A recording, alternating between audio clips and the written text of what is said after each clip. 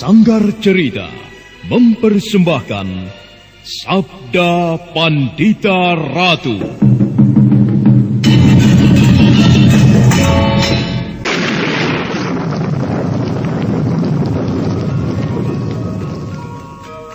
Sabda Pandita Ratu. Naskah ditulis oleh Pondra Swasti Langit, diolah oleh Agung Bahrodi, didukung oleh artis-artis terkemuka Ferry Fadli, Eli Ermawati, M. Abud, Ivone Rose, dan lain-lain. Teknik dan montase Ibing Arifin, dengan sutradara Dian Pertiwi. Sabda Pandita Ratu dalam episode ke-16 ini dengan judul Duka Luka Bumi Blambangan. Kata-kata Badrawati menunjukkan bahwa meski dia masih bocah, namun dia mampu berpikir seperti orang yang telah dewasa. Kamaswara kemudian menceritakan masalah apa sebenarnya yang sedang terjadi. Yang diceritakan adalah latar belakang yang menyebabkan Parameswara berada dalam bahaya. Dengan seksama dan tanpa menyela sedikit pun, Badrawati mendengarkannya. Itulah apa yang terjadi, Badrawati. Kelahiran anakku yang bernama Parameswara itu ternyata menjadi tempat titisan dari seorang pujangga dan brahmana yang pernah hidup di zaman Mataram untuk menyelamatkan Candi Swambara Budura dari ancaman Umadurga. Takdir telah menyentuhmu. Bakal ada 5 orang manusia yang membawa pertanda Raja Kalacakra yang akan melindungi bayi itu. Orang pertama yang kemudian aku temukan memiliki pertanda adalah kau. Sedang 4 yang lain entah berada di mana. Aku tidak tahu. Lalu, bagaimana dengan orang-orang yang memiliki tanda berwujud mata di telapak tangan itu?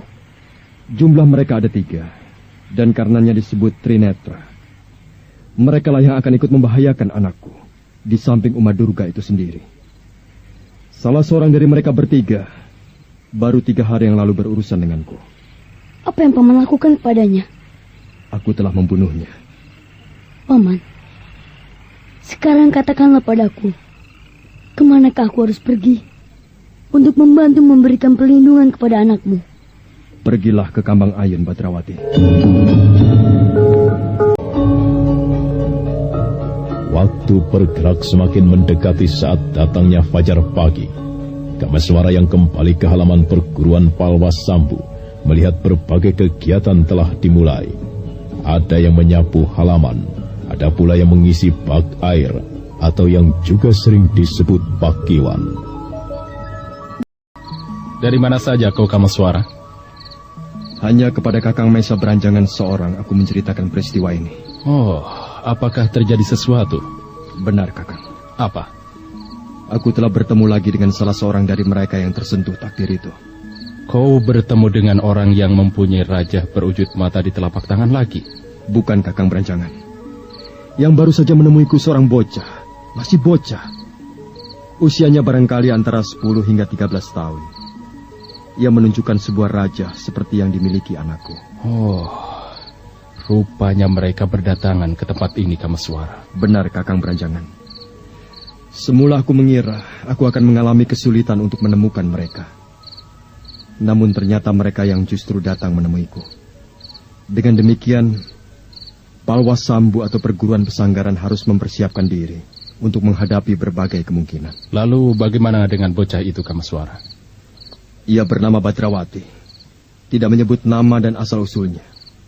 Ia mengatakan sudah tidak mempunyai siapapun di dunia ini. Dan yang mendebarkan adalah ia mempunyai ilmu kanuragan yang tinggi, Kakang. Apakah kau sempat bertempur dengannya? Tidak. Akan tetapi ia menemuiku dengan mengirimkan getaran isyarat. Aku mengejarnya. Ternyata ia mampu berlari cepat sekali. Lalu ia tidak menyebut berasal dari perguruan mana? Tidak. Ia tidak menyebut hal itu. Nampaknya ia mempunyai kesamaan dengan Ken Arok dalam hal olah kanuragan. Maksudmu? Dalam hal ilmu kanuragan, Ken Arok seolah telah memilikinya bersamaan dengan kelahirannya ke dunia ini. Dan bocah bernama Badrawati itu, ia menguasainya demikian ia ketempatan Raja Kalacakra itu. Oh, bukan main. Rupanya dunia persilatan akan marak oleh munculnya orang-orang yang berciri-ciri itu, Kamaswara. Hal yang membuat aku menjadi semakin cemas dengan keselamatan anakku. Kau telah mengurangi kekuatan mereka, Kamaswara. Bukankah kau telah membunuh salah seorang dari mereka? Dan Uma Durga mungkin juga telah melakukan hal yang serupa. Maka demikianlah berbagai hal diperbincangkan oleh Kamaswara dan kakaknya. Manakala fajar kemudian menerawang, Kamaswara segera pergi ke Pakiwan untuk membersihkan diri. Nyai Ken Ratus istri Maisa Beranjangan telah menyuruh Magersari untuk mempersiapkan sarapan. Dan ketika pagi kemudian pecah serta matahari telah menyembulkan diri dari balik cakrawala sebelah timur, sebuah rombongan kecil yang terdiri dari 4 orang berderap meninggalkan halaman perguruan Palwasambu. Mereka adalah Kamaswara, Maisa Beranjangan, Rahastri Kandi, dan Paksi Jalak Kuning atau Panji Garin.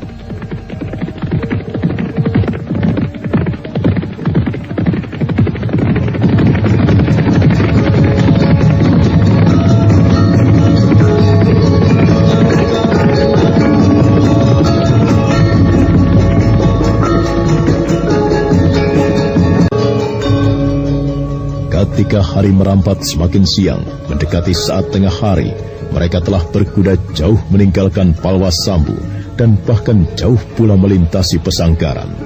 Hingga akhirnya mereka telah tiba di Teluk Pangpang.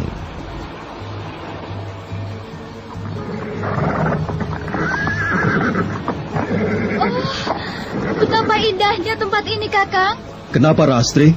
Bentuk teluk yang melengkung dari sana hingga ke sana. Bagus sekali. Tetapi jangan pernah lupa bahwa tempat ini pernah menjadi sumber malapetaka. Berapa jiwa melayang dihantam oleh kabut itu. Bahkan orang-orang yang mempunyai ilmu kanuragan yang tinggi. Mengerikan sekali, Paman. Bagaimana seandainya kabut itu muncul lagi? Apakah masih ada kemungkinan itu?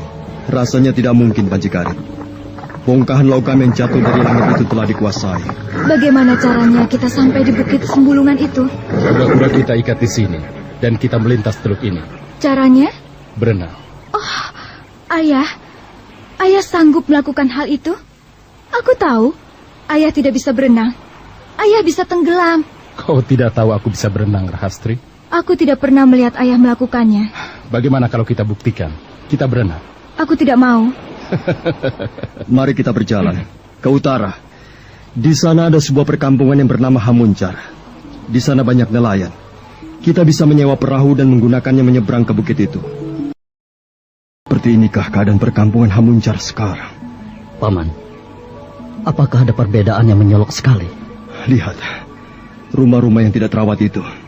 Beberapa atap yang jebol. Tahu apa artinya, Panji Garin? Tentu tidak ada yang merawat, Paman. Benar, memang tidak ada yang merawat. Akan tetapi lebih dari itu, penyebabnya adalah rumah itu tidak ada yang menghuni lagi. Tidak ada lagi orang yang menempatinya, karena mereka semuanya sudah mati. Dan rumah-rumah yang masih terawat, artinya masih ada yang hidup pada keluarga itu, dan kemudian kembali tinggal di situ. Benar-benar sebuah gambaran yang sangat mengerikan.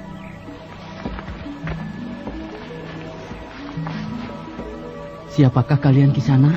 Kami dari Palwasambu ke sana. Palwasambu? Benar. Kenapa? Kalau tidak salah, Palwasambu adalah nama sebuah perguruan. Benar. Apakah Kisana adalah keluarga dari perguruan itu? Bukan. Bukan Kisanak nelayan. Kami hanya orang-orang biasa. Kebetulan saja kami tinggal di sekitar Palwasambu itu. Akan tetapi kami bukan anggota keluarga perguruan itu. Lalu, apakah yang kalian lakukan di sini?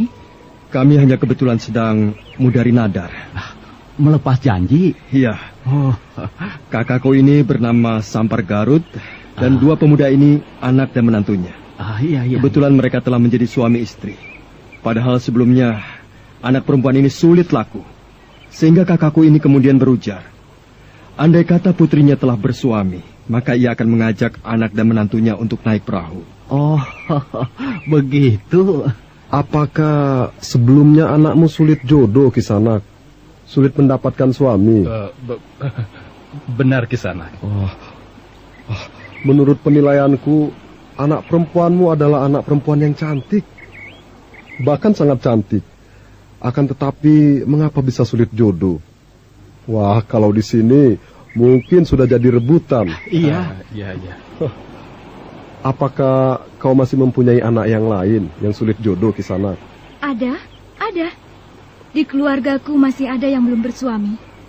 Benarkah itu? Iya, nenekku. Nenek? Benar. Wah, barangkali karena hubungan keluarga, lalu kau menyebutnya nenek.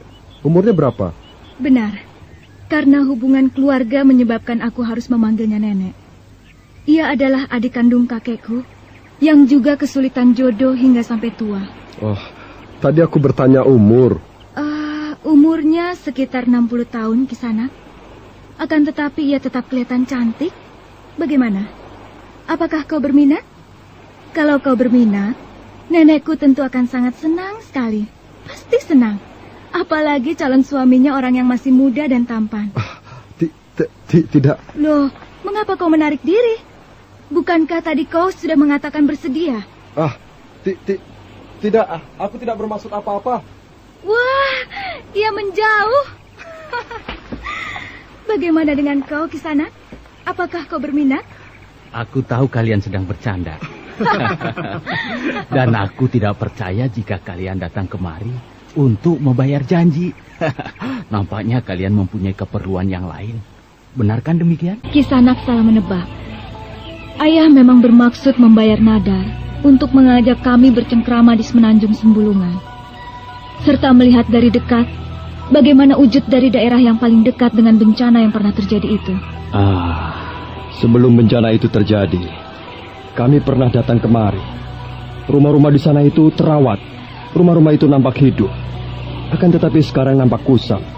Bahkan ada tiang-tiang yang miring. Rumah itu, andai kata tidak dibenahi, tentu akan ambruk.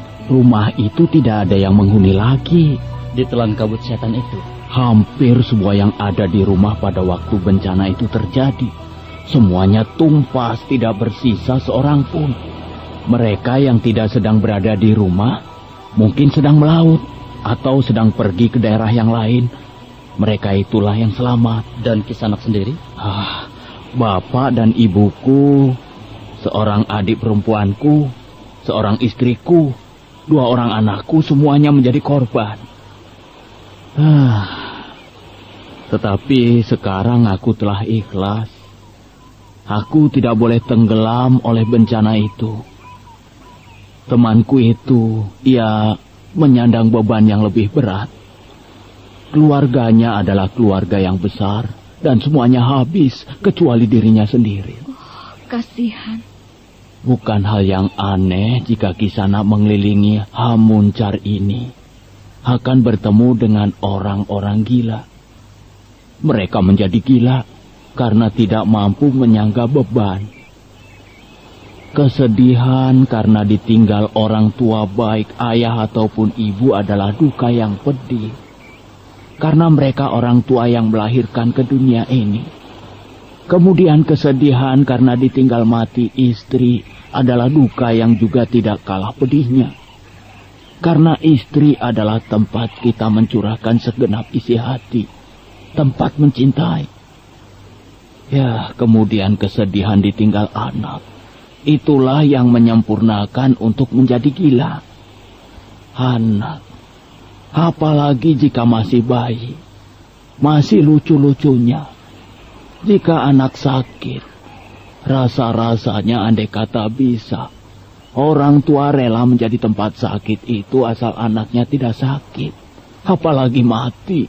Tinggal tulang belulang seperti itu.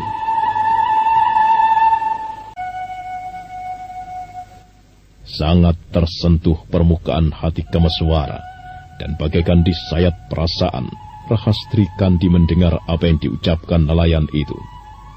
Rahastri Kandi kemudian merasa menyesal, karena sebelumnya telah bercanda agak sedikit kelewatan. Bagaikan ada setan numpang lewat, maka semuanya kemudian jadi terdiam.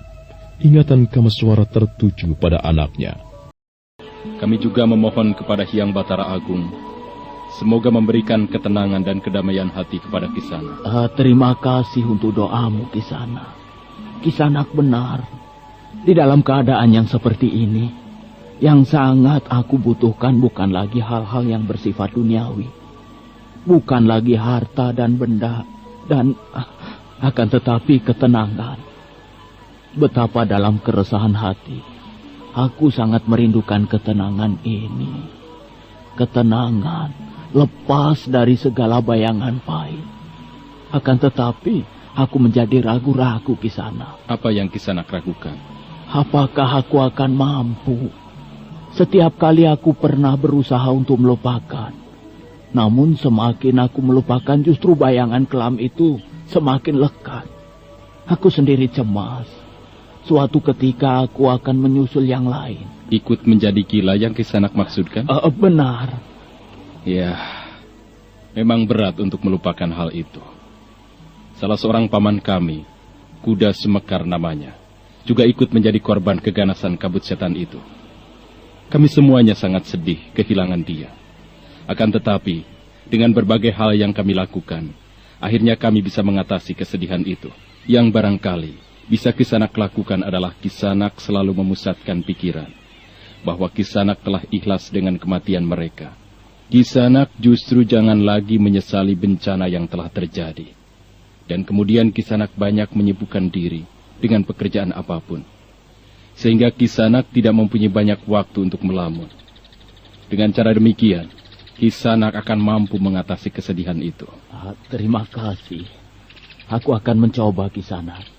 Semoga aku berhasil. Doakan saja. Kita semua berdoa Kisanak. Ya, baiklah. Terima kasih atas kesediaan Kisanak memberikan nasihat kepada saya. Paling tidak saya merasa ada orang yang ikut bersedih dengan yang saya alami. Sekarang jika Kisanak benar-benar bermaksud membayar nadar untuk menyeberang ke semenanjung Sembulungan, dengan senang hati saya akan mengantarkan Kisanak menyeberangi teluk itu. Itu di sana perahuku. Tunggulah, aku akan membawanya kemari. Jangan ikut ke sana, di sana lumpurnya tebal. Bukan tanah berpasir. Berlari-lari, nelayan itu menyusuri tepian pantai, dan kemudian bahkan tanpa rasa canggung sama sekali, dia ambyur ke laut menuju ke perahunya. Kasihan, aku tidak pernah membayangkan akan ada orang yang mengalami peristiwa yang sangat pahit seperti itu. Kasihan sekali, Ayah. Camkanlah apa yang kau lihat, dan kau dengar ini, Rahastri Kandi. Bahwa segala sesuatu selalu ada yang melebihi. Tinggi gunung masih ada langit. Tinggi langit masih ada yang lebih tinggi lagi. Demikian juga dengan kesedihan atau nasib malang. Ada orang yang bernasib paling malang di dunia ini. Akan tetapi, sebenarnya masih ada orang lain yang nasibnya lebih malang lagi. Kasihan orang itu, Ayah. Sudahlah. Kuasailah hatimu. Jangan sampai kau menangis.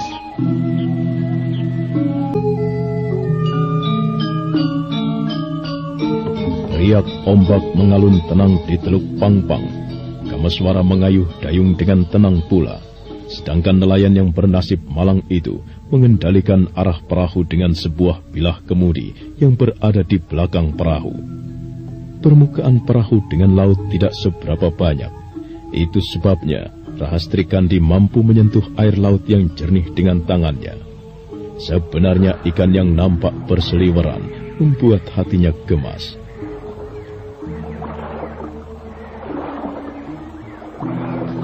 Ke bagian manakah kita akan mendarat di sana? Ke sana, sebelah sana. Perahu yang ditumpangi oleh Kameswara dan rombongannya meluncur tenang membelah laut di Teluk Pangpang. Mereka tidak banyak bicara, seolah larut dengan keadaan. Kameswara mendayung, sedangkan nelayan yang menyimpan cerita duka itu mengarahkan perahu dengan menggunakan bilah kemudi.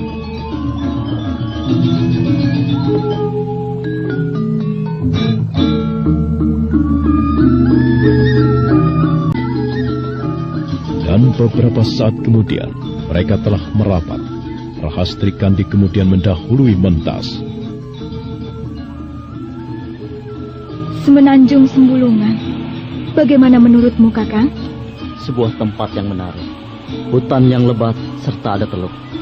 Ya, barangkali kelak Jika dunia ini semakin ramai, tempat ini akan menjadi sebuah bandar. Bandar? Iya, bandar ikan. Atau pelabuhan yang dilayari kapal-kapal besar. Tempat seperti ini? Mengapa tidak, Rahastri Kandi? Sifat sebuah teluk adalah ombaknya yang tenang, tidak gemuruh seperti yang di sana itu. Oh, ternyata Kakang mempunyai wawasan yang cukup luas. Kalau aku tidak berwawasan luas, barangkali kau tidak mau menjadi istriku, Rahastri. Kakang. Kakang, masih jauhkah tempat itu? Kita masih harus berjalan membelah hutan mendaki bukit. Sudah siapkah kau? Rasanya kemanapun aku siap, Kakang. Asal aku bisa melihat jatuhnya benda itu. Tetapi bagaimana dengan Kisanak nelayan itu, Kakang? Bukankah kita masih memerlukan perahu untuk kembali lagi? Oh, iya. Kau benar, Rahastri. Sebaiknya kita ajak sekalian, Kakang. Barangkali ia bersedia, agar ia tahu apa sebenarnya yang menjadi penyebab bencana yang terjadi di sini. Nah, inilah Semenanjung Sembulungan. Kalian telah berada di sini. Dan dengan demikian, kalian telah berhasil melunasi hutang janji itu. Bukankah demikian, Kisanak? Belum. Belum. Lalu apa? Sebenarnya lah kami masih harus masuk ke dalam hutan, Kisanak. Jika Kisanak tidak keberatan, aku meminta agar Kisanak bersedia menunggu kami. Karena kami masih membutuhkan untuk kembali menyeberang ke barat. Aneh sekali. Sebenarnya apakah yang sedang kalian lakukan di sini? Kami memang bermaksud membayar janji itu, Kisanak. Akan tetapi bukan di sini tempatnya, tetapi tepat berada di tengah-tengah bukit ini. Jadi kalian masih harus masuk ke dalam hutan, masuk ke... Benar. Maaf, Kisanak. Jangan kalian menganggap aku orang yang suka ingin tahu dengan urusan orang lain. Sama sekali tidak. Akan tetapi, wajar jika aku mencemaskan kalian. Mengapa? Menurut kepercayaan yang sudah turun-temurun, hutan di Semenanjung Sembulungan ini tidak bisa disamakan dengan hutan yang lain. Hutan ini menjadi sarang memedi, atau bahkan mungkin kerajaan mereka. Kisanak tidak percaya? Benarkah kerajaan hantu itu benar-benar ada? Apakah Kisanak melihatnya sendiri? Melihat kerajaan jin itu memang belum pernah. Aku juga kata orang-orang. Kalau begitu anggap saja niat kami masuk ke hutan Sembulungan ini adalah karena ingin membuktikan apakah benar cerita mengenai kerajaan hantu itu. Kalian rupanya orang-orang yang aneh. Bagaimana kalau kami berempat mengajak Kisanak untuk ikut bergabung? Apakah Kisanak takut? Takut? Ya, takut? Bagaimana jika pertanyaan itu aku balik? Jika kau berada di tengah lautan dengan menggunakan perahu, sementara ombak besar bergulung-gulung, apakah kau tidak takut? Ngeri sekali. Tentu saja aku akan ketakutan jika membayangkan perahu itu terbalik. Nah, hal semacam itu sudah berulang kali aku alami. Aku tidak merasa takut. Artinya jika Kisanak masuk ke dalam hutan ini, tidak akan takut. Apalah artinya keganasan hutan ini jika dibanding dengan ombak laut yang seringkali Kisanak alami? Baiklah Kisanak. Aku ikut kalian. Aku merasa penasaran. Hutang janji macam apa yang harus kalian bayar, sehingga kalian rela menempuh perjalanan jauh menusuk ke hutan Sembulungan ini? Maka demikianlah, rombongan itu telah bertambah 1 orang. Kamaswara kemudian merintis jalan dengan memegang parang, membabati sulur-sulur yang menghalangi. Bagi Rahastri Kandi, masuk ke hutan di Semenanjung Sembulungan itu merupakan sebuah pengalaman yang sangat menarik. Mengapa berhenti, Ayah? Kau lihat di sana itu, Rahastri. Mana, Ayah? Itu di sana. Yang mana? Aku hanya melihat kayu, daun, apa? Yang melingkar membelit kayu. Kau lihat itu? Ular, Ayah. Besar sekali. Tidak perlu cemas, Rahastri. Karena ular itu sedang tidur. Kau lihat bagian perutnya yang menonjol besar itu? Iya, Ayah. Rupanya ia baru saja menyantap korbannya.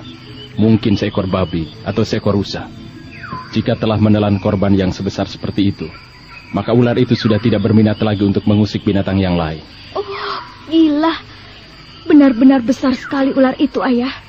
Perutnya sebesar pohon kelapa gading. Dan yang lebih besar lagi adalah tenaganya, Rahastri.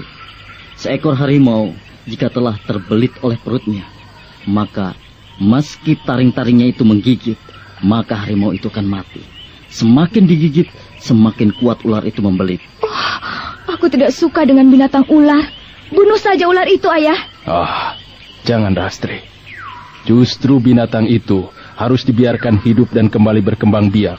Setelah kawasan ini dijarah oleh kabut yang membantai bukan hanya manusia, akan tetapi juga binatang itu. Isi hutan, mengerikan sekali. Untunglah. Untunglah kenapa?